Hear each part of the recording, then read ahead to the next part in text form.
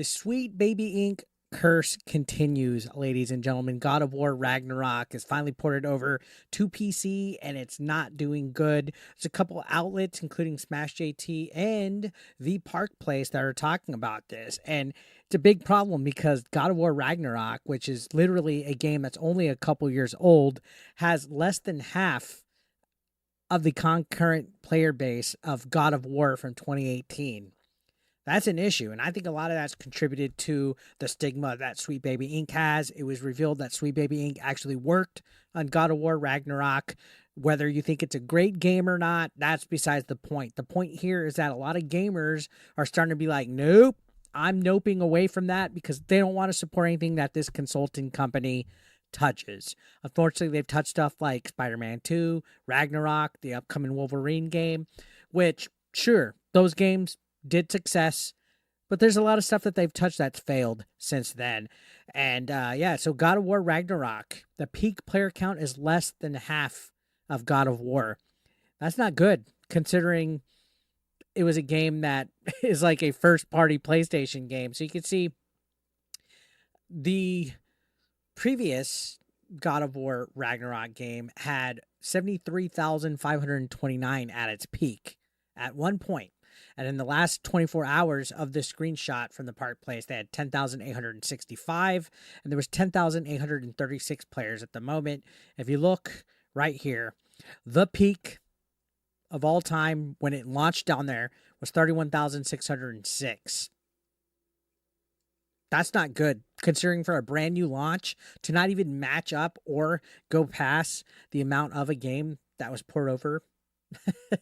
Back in 2022 was when the God of War PC port happened, by the way, which is less than 57%, actually more than 57% of that. So again, a lot of this is from the stigma of Sweet Baby Inc.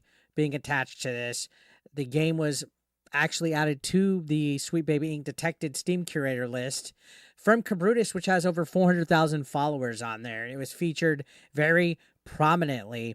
But also on top of that, and this article, in all fairness, right here says that PlayStation's charging full price for this game, even though it was released a couple years ago. And on top of that, there's a requirement that you have to have a PlayStation Network account if you're playing this on Steam, which that didn't settle down with anybody when it was, what was that game? What the hell was that game, though? The fucking space game with the shooting and all that bullcrap. I can't even think of what the fuck it's called at this moment. Regardless of which, that backfired and people weren't too happy about it. Honestly, this PlayStation Network requirement caused a lot of backlash. So continuing back on, let's look at Smash's article because he writes some good things. He's saying its performance on Steam has been less than stellar. While previous Sony first-party exclusives have often enjoyed massive success, the numbers have been surprisingly underwhelming for good reason. And then again, he goes to say what I've said. The overall reviews are mixed. I believe they are getting review bombed at this time. You can see he says it's reached a concurrent player count of 35,565, far lesser than its predecessor and miles behind Ghost of Tsushima. And it's far deeper concerns the gaming community than just a smaller number, player base. It's because of Sweet Baby Inc.'s involvement. So if you look over here, it talks about Sweet Baby Inc. It talks about how they're a consultancy firm. If you've been watching the channel, you're well aware of what they are and what they do.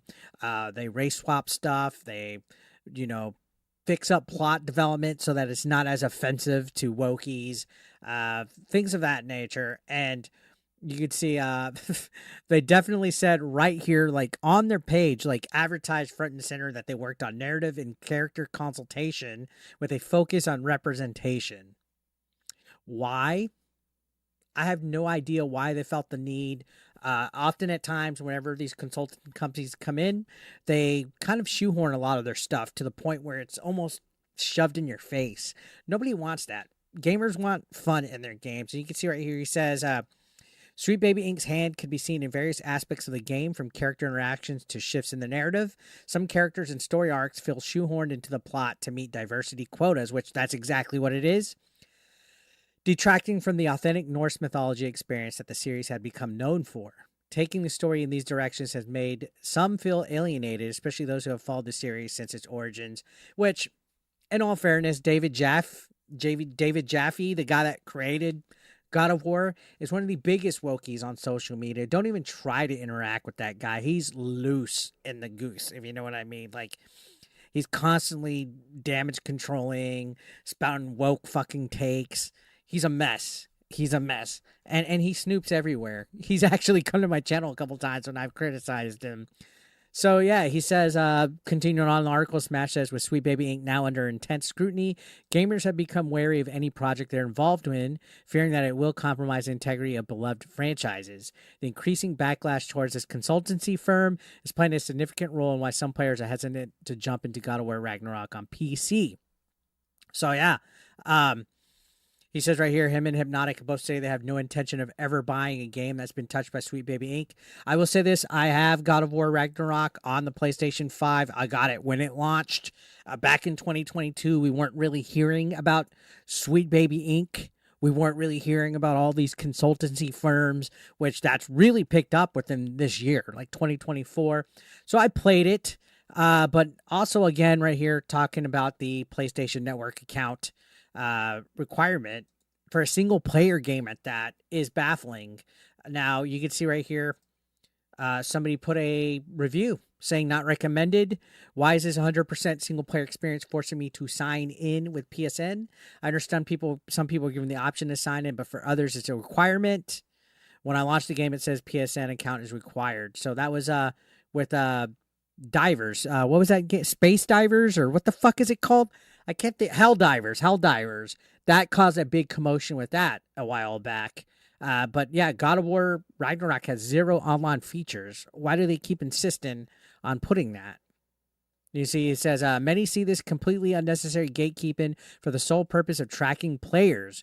I believe when they did that with Helldivers, they were saying it makes it easier to mod and ban toxic gamers. So what exactly is toxic gamers? Again, we always know the real truth of that is if you're not playing nice in the echo chamber of wokeness, you will find yourself banned on everything, censored. That's the ultimate goal, is that it's to control a narrative. And I hope Sony's taking account and looking, and that they eventually stop trying to put this PSN requirement, which they've admitted is for moderation. Who knows what's going to go on with that. Now, he's also touching base in here that there's performance issues, and you can see that some people are saying that there's performance issues in these settings. It crashes the whole computer. That's not acceptable. That is actually not acceptable with a PC port. You see, people are saying Sweet Baby Inc. involved here, by the way, so you know what to expect. If you can, just pirate this game. I'm not condoning piracy officially, but they're saying they only found out after buying it, since they really wasn't really waiting for this release. Locking the max resolution to your desktop resolution is dumb. So it seems like there's a whole bunch of issues with this. And honestly, I don't think this is a good look for Sony's PC strategy plan. A game as big as God of War, I mean, like, this is one of their main franchises, crashing and burning like this. Just because the PSN requirement, but most importantly, like I said, because of Sweet Baby Inc. being involved, it's not good. A lot of companies are quickly discovering that having them touch your game at all is a stigma. There, in fact, just the other day, we were talking about how one of them came out, this Japanese consultant that previously worked for Sweet Baby Inc., saying that developers are now hesitant to hire them solely because of the tainted, I guess, scent that you have from working there, because they're not good people, guys. They want to censor gamers. They hate male gamers. They don't like gamers in general. They want to try to control narrative. They want to inject DEI into everything. It's a lot bigger of a problem than a gaming journalist that's actually a political activist would lead you guys to be onto. And there's a lot of people that are like, oh, it's just a right-wing grifter thing that they hate this stuff and they're worried about it and they're outraged. No, it's a lot of people that don't care about it. The casual consumer doesn't want this stuff infecting gaming either. That's why they don't show up. The modern audience that they're catering to does not show up, which is why Concord, Dustborn, God of War on PC, all of it is failing because people are learning more and more every day what these companies do. and how vile of human beings they are. So I'm going to leave it there. Let me know your thoughts down below, guys. Comment if you like, and subscribe if you're new. I'll see you on the next one. Thank you so much, guys, for watching. As always, take care.